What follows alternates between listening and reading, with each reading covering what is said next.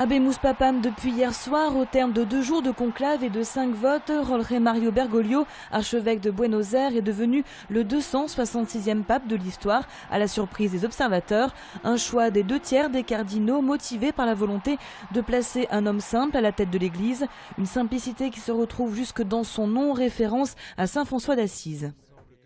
Il saura se choisir les collaborateurs vigoureux qui connaissent bien le monde romain ou l'organisation de la curie romaine pour y apporter les réformes ou la simplification qui sont nécessaires. Mais évidemment, c'est pas ça le premier. Le pape, c'est pas d'abord un gouverneur ou un gouvernement ou un chef d'État, c'est d'abord un pasteur. Et donc, ce dont notre Église a besoin, c'est une parole évangélique forte qui nous amène à aller de l'avant et à obéir à l'ordre de Jésus. C'est un grand spirituel d'abord, je crois que c'est la première des choses, et puis c'est un humble pasteur.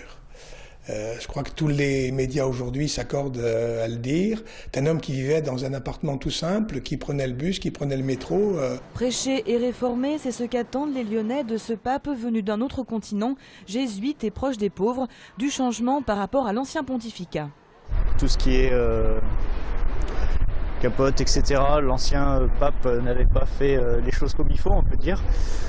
Voilà, peut-être à ce niveau-là que ça change un peu. Et quand même de penser à moderniser quand même un petit peu certains points de l'Église. Surtout le mariage des prêtres, des choses comme ça. Voilà. J'attends qu'ils mettent de l'ordre dans la curie et qu'ils réforment l'Église. Des réformes à découvrir dans les prochains mois de la part de ce pape conservateur sur les sujets de société, mais progressiste en matière sociale.